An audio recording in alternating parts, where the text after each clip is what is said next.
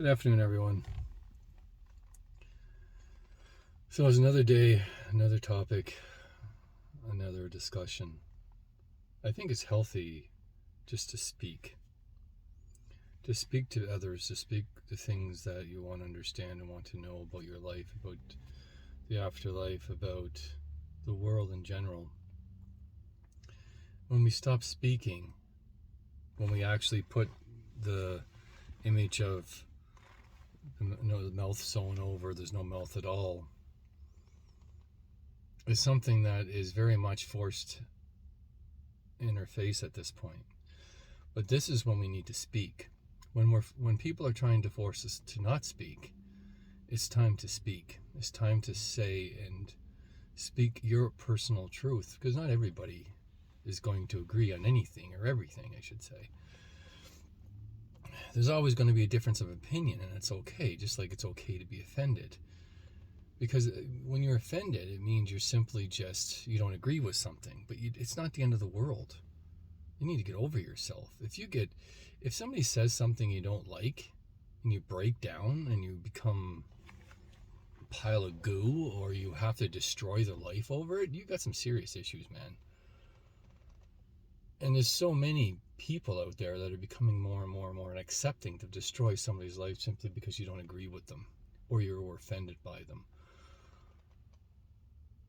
I know I talk about this a lot because this is a huge issue in the world right now, where people simply just can't accept differences of opinion. And the people that go after people and try to destroy people's lives need to be held accountable for their actions.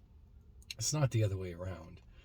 When somebody says something in casual conversation that is simply just part of the vocabulary, with things that they learned when they were growing up that mean nothing at all, is simply just a phrase that was added in from your memory.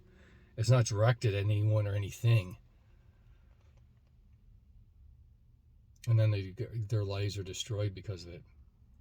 You should be ashamed of yourselves. And they're the people that we need to be held accountable, not the ones that are saying something in casual conversation. I always said before, when it's directed at you. And sometimes maybe you deserved it. Maybe you did something wrong. I'm not saying you did, but maybe you need to look at that. Because if I do something that offends somebody, it's not done intentionally, but it could very well and will happen. Because you can't go through life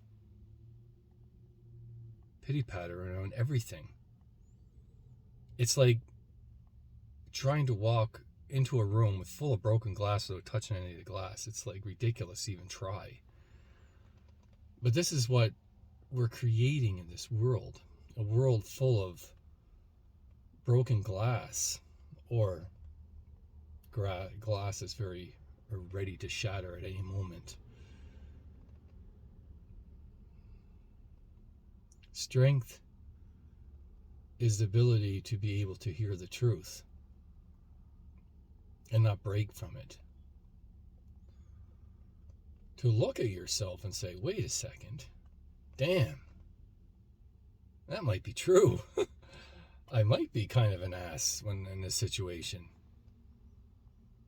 Maybe I should rethink that next time. Maybe I should look at it differently, do it differently, but learn from it. The person's life doesn't need to be destroyed by it.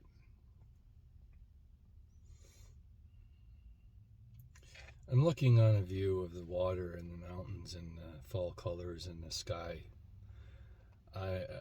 It's like I've been doing a lot of videos in my car, if you haven't noticed, because I really enjoy it. Because I can go to a place in nature and just look out at the scenery. And Yukon has some amazing scenery. And you always get the odd person, the odd traffic, the odd noise in the background, unless I go way out. And there will be times I will, but there's times that you don't, because in the Yukon you don't have to go very far, and you can look at spectacular views. When was the last time you did that? When was the last time you actually went out and just stared off into nature? And not just stare, but look at it. Look at the way the light reflects off whatever scenery you're doing. It could be the plains, it could be a mountainous area. It could be the ocean. There's so many varieties in this world and so many beautiful places, and it really depends on what's inside your heart that you find beautiful. When was the last time you actually went out and studied what you're looking at? Force yourself to look at the details. Look at the fall colors if it's the fall. Look at the transition of color from green to yellow to orange to red, depending where you're at. And one of my favorite things is clouds. They change and transform into some of the most amazing, beautiful things. And then, well, obviously, when the sun sets, the colors. Sometimes it just blows your mind. Sometimes some of the memories I have from the Yukon are just extraordinary. It changed my life. Northern Lights. Can't describe Northern Lights. You have that one little stream right there. It's not Northern Lights, but it's beautiful, though. It's interesting. Northern Lights can be a 1 or a 10, and there's a big range between that. Most of the time, Northern Lights are around a 3 or 4. The odd time they go up to a 5 or 6. That's when it gets exciting. And then from there, it just gets more and more and more exciting. And I've been in some situations where they're moving like unbelievably fast across the sky, and they're changing constantly. And it just turns me into a kid again, taking pictures of them, if I can even keep up to it. But I can't explain, when they get that good, they're everywhere. The whole sky's full of them. And it's absolutely astonishing. The reason I'm saying it is because we get so wrapped up in our own lives.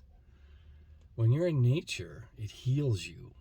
When you actually go and look at a scene, it heals you. And I lived in Toronto for 15 years, give or take. And I lived in PEI for 21 years, and I've been in the Yukon for 16. You really start to see the difference of each place. Like, I grew up in an island where it was surrounded by beautiful beaches. Then I lived in a big city that had not much anything except concrete and the odd park. And if you go to cottage country, you'd have to, leave a week in advance just to go for a weekend. If you manage to get there at all without absolutely losing your mind in the traffic. And then you're in the Yukon, where you can go 5-10 minutes and you're in unbelievably nature that with very little effort. Then you have Alaska. Then you have BC, Alberta. Man, the West is beautiful. I'm lucky. I've been able to transition from 3 different forms of very different ways of living. But it makes you a better person, makes you a stronger person. But it also makes you see that cities are loud all the time, constant noise.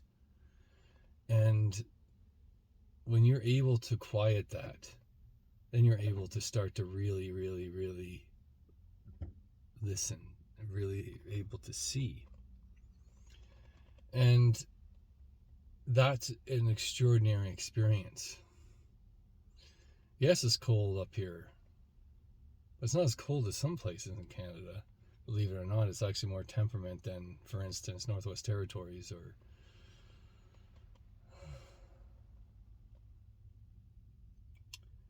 It's a very unique place to live. The energy's different here. You will be able... It's funny. You drive from Alaska to here, you will feel the difference. It's surprising. Even people that I know are from the States that come here, they also feel the change. It's weird. The Yukon has a very unique energy. It's one of the most wildest places on Earth. I think there's like 45,000 people, maybe even less, in all of the Yukon. And the Yukon is a big place. And majority of it is completely barren of life, except for wildlife, except plants, but human life I'm talking about. So it gives some very unique experiences about life. I can go to a place that is completely silent with no sounds, not even sounds of nature. It forces you to listen to your soul, to your mind. It's extraordinary experience. I've been lucky the last 15 years. My life has been interesting. I had some nightmares experiences, and I had some of the most amazing experiences. And that's some of those experiences that helped me get through the nightmares. It's been some of the most beautiful and hardest times of my life, and I've had some pretty damn hard times before that as well.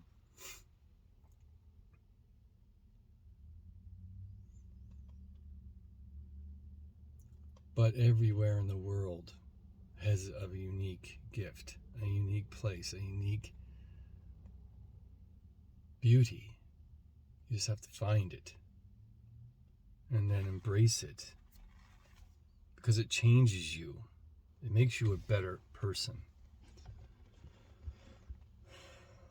One time I fasted for 11 days, and that's one of the first times I was doing videos for YouTube, and some of them are pretty weird and different. And people didn't understand what I was doing. I wasn't actually even telling anybody I was fasting for 11 days. After the third day, it's almost the same anyway. It doesn't change much, believe it or not. Except your soul thinks you're starving yourself to death. It's pretty funny. They're just confused and saying, "Why isn't he eating? Why isn't he eating?" It's kind of comical. But it is very healthy to do. And one of the main things I got from all that time, and I spent a lot of time up north in the middle of nowhere, majority of it, and I was going through an extremely difficult time at that time. And one of the things they told me to do is close your eyes and just listen. Visualize what it is that you think it is that you're listening to. Do this for 5 minutes. Just listen and visualize the sounds inside your mind and think what it is that it could be. And then open your eyes and look around. What is it that you see? Is it the same as what you thought? They say we should do this exercise as much as possible, every day if possible. It would change your life.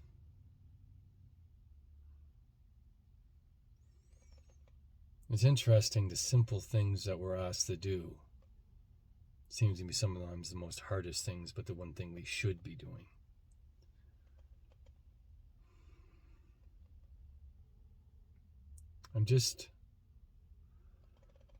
I did journeys into trees, into the air, into the water. And I've done so many journeys. And they teach you so much about everything. It doesn't happen like that, though. It takes a long time sometimes to even understand how to do it, how to do a journey, how to experience it, how to listen, how to hear, smell, see. I do my journeys are kind of like movies, but you feel. The more you open yourself up, the more you feel. The images themselves are full of information, full of it.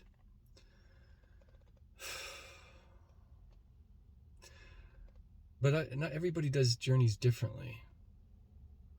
When I'm actually talking to an angel or talking to a person, talking to a spirit, I actually know who they are without even looking at them, but I see them. I can sit down at a table and have a conversation with them. I can walk down the beach and have a conversation with them, just like me and you were speaking now, or if somebody was beside me, I'd have a conversation with them.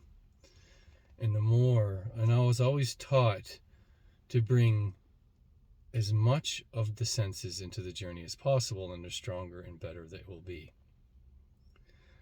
And the one thing they did say is that sometimes when you stop doing journeys for a while, and don't do them as frequently, you don't lose an ability to connect, but you do lose some of the senses that go into the journey.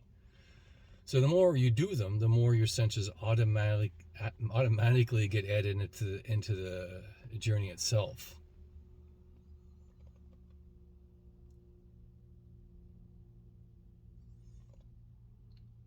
How many of us take the time to visualize inside your mind what it is that you want? What is it that you want to experience? I want to go to the edge of that mountain and stand there. So you could look off in a distance and see a place and visualize yourself to be right at that place. What does it feel like? Look back and see yourself from that distant point. These exercises will help build your journey capability. It helps build your senses. And because everything in a journey is inside yourself. So when you learn to be able to focus on something specific, affirmation is huge as well. What is it you want to do a journey on? You can't just simply close your eyes and let things come to you. You can, but there's no direction. You're going to get all kinds of images. You need to direct your thoughts. So when I'm looking at a mountain, what is it that you want? Do you want to go inside the mountain? Do you want to find the heart of the mountain? Do you want to talk to the spirit of the mountain? Or do you just want to experience the essence of it? Well, what happens if you want to go to a certain organ of your body to heal it? You want to go to a specific person, a loved one. Or do you want to heal someone who had a traumatic event? I remember I did a journey into one of my first girlfriends that was murdered. I did a journey, and I don't think I've ever really said exactly, maybe in detail. I tend to not hide, but I tend to leave out information sometimes for privacy reasons, or for my own specific reasons. But I can't explain to you what it's like to watch your girlfriend be murdered and feel the pain, the suffering, as her soul falls into the water, and slowly, it's like you feel when the body hits the bottom of the ocean, how it shatters, and then you're able to see and follow the shattered pieces into a hell space that is created from the turmoil of the experience. But then you're able to heal that experience. It's extraordinary. But it's also not for the faint of heart. Because you have to be able to withstand the traumatic events in order to be able to really heal a person's soul. To bring them back from the depths that they locked themselves into. You have to be able to do that. To be a soul retriever, for instance. Because that's what that is like. That's what a soul retrieval is going into traumatic events and bring that part of your soul back from the place you locked it up. Because you lock yourself in the hell spaces. Demons don't do it for you. The devil doesn't do it. You do it to yourself. We are our own worst nightmares. We have way more power than most of us give us credit for. We are all extraordinary beings. Extraordinary. Old. Some not so old. But we're all extraordinary. vast beings. And I think there's so many of us that live a shallow life because what we're taught, we miss out on that experience of really truly knowing yourself. But are you able to handle it? Because sometimes you're shown things that are just absolutely horrific. Because your soul wants to experience everything, the good and the bad. But the more you're able to live and experience, the more wise you become. The older your soul appears. It's like life. How many of us respect our elders? Or do we make fun of them and laugh at them because they can't do the things that we can? I'm not getting any younger either. But I grew up with a very high respect for the elderly. We should. They lived a hard life. They made it. They made it through. They can teach us how. Some of the most broken parts of the human race like to make fun of old people because they might not be able to walk the way they used to. They might not have the same memory. They might not be able to function physically. They might not, like bathroom issues and eating disorders and simply just physical deficiencies from growing old. But if you ever sat down and talked to them,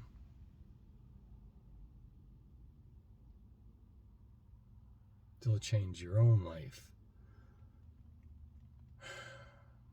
We should highly respect our elders,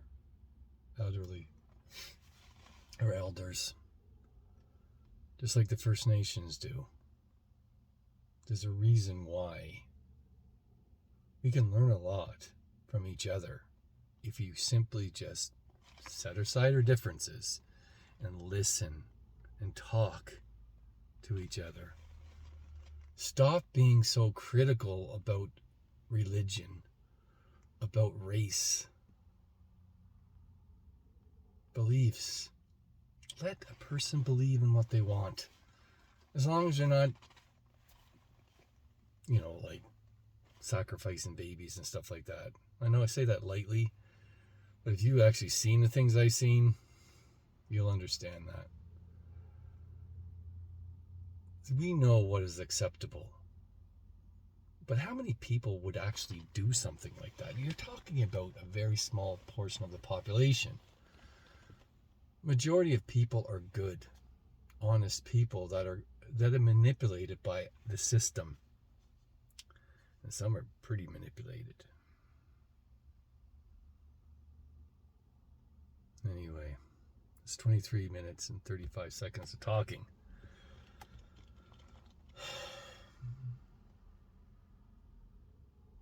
An eagle spirit wants to speak to me. I see in my mind flying just in circles above me, or just out from me, but above. It's not too often I get animal spirits come to me and want to speak. Let's see what they have to say.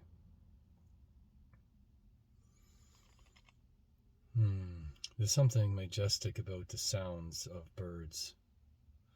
And he says not just eagles, but hawks, bluebirds, chickadees. Birds have a very soothing sound. And they tell us what time of the day it is. They tell us about weather. They tell us about danger, actually. They're saying there's so many things that they can tell us, but we ignore a lot of the things and we don't listen to birds. Because if you really listen to the sounds of certain birds, it actually is very, very soothing. Some of them not so much. Obviously, crows constantly yammering in the background, constantly nonstop saying the same thing over and over and over and over and over again. But that teaches stuff as well. But the eagle sees differently than we do. Everything is from above. Everything is very focused specifically. They focus in on things. They study things.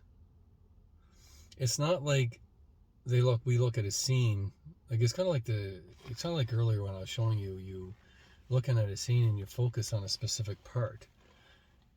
Eagles say that you sometimes need to focus on something. Study it. Pick it up. Smell it. Look at it. Taste it. It helps grow the senses of who you are. It actually enhances your life experience, they're saying. Because studying something, you will learn something from that experience. So the more you study things, the smarter and better at living you'll become. And it's not just like reading a book or studying for a test. It's like picking a rock up and experiencing that rock. Because when you experience it, you look at it with all your senses, you will learn something about that rock. There will be a transmission between you and the rock. Maybe they're not even aware of it, but your soul will connect onto it. And it will pull information from that inside your soul. When an eagle sees a prey, for instance, like it could be a groundhog, and goes down, catches the groundhog and eats the groundhog, a part of that being becomes part of the eagle. The eagle is very thankful for the food, because without it, it'll perish. When was the last time you thanked someone or something or the thing that you're eating for its sacrifice? When was the last time, if you had a steak or had pork chops, chicken, did you say thank you to the animal that gave its life so you could live? And remember, the days of one time hunters hunted and they had to work for their food. Now we just have to go to the store and buy it. But the farmer has to raise the animals. The butcher has to butcher the animals. And it could be some people that might be offended by that. But if it's the other way around, it could be somebody has to grow the food. A farmer has to go and pick the vegetables, and then so on and so on. So there's every part of food. There is chores that have to be done in order for it to end up in our bellies. But when was the last time you thanked the plant, thanked the animal for the food that you're eating? Because people think that plants aren't alive. They're very much alive. They very much have a spirit. They're not simply just there. A rock can have a spirit. Don't fool yourself that anything that grows is living, has a spirit. Even the things that do not, like a mountain, has a soul, has a spirit. You can go speak to it. Everything is energy. When something becomes something, the energy is formed into a specific pattern. The atoms form in a specific way to have a mountain. Now that you're looking at the mountain now has substance. It has a specific look. It has a soul, a consciousness that you can speak to. When something becomes something, something will be born into it. A part of a soul will attach itself to it. and you can speak to it.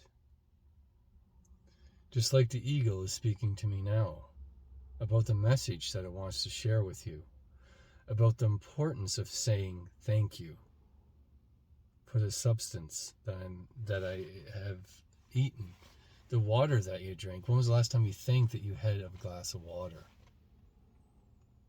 We need to be more thankful for the things that keep us alive.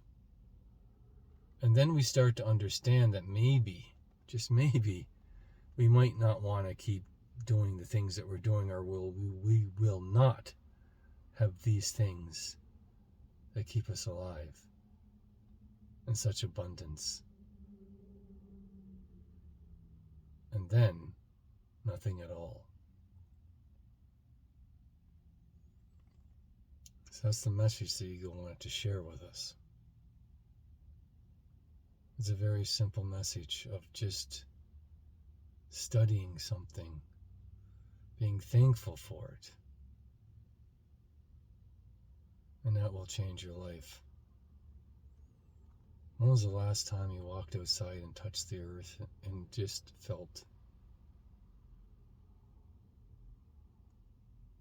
the energy of the earth?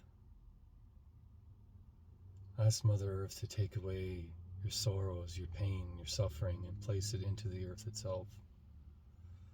The earth is very amazing because it can take all your pain and suffering and filter it.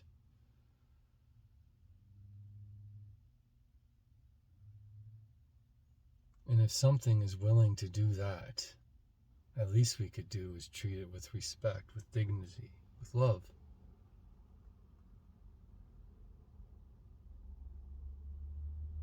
Thank you very much, everyone. And it's nice to have these conversations for my own soul. I hope you learn something from it, or take something away. Doesn't matter if it's only a little thing. It was all worth it. If you wish to do a session with me, you can visit my website at amaranthawakening.com. If you wish to, maybe someday, if you come to the Yukon and you want me to help you see some northern lights, you can look at my Yukon Skies website, which is my touring company that I'm starting up, and also my Northern Light page at Joseph Bradley Auroras. Or you can look at my Facebook page. It's also Joseph Bradley Auroras as well.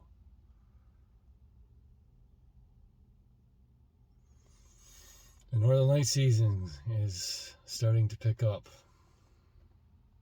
Just beginning.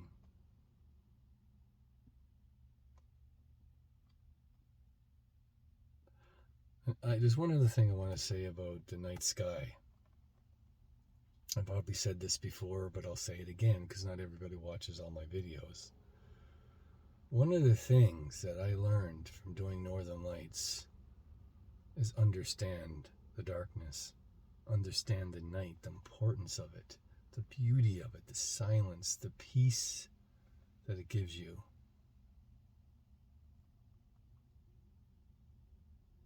Don't be afraid of the dark,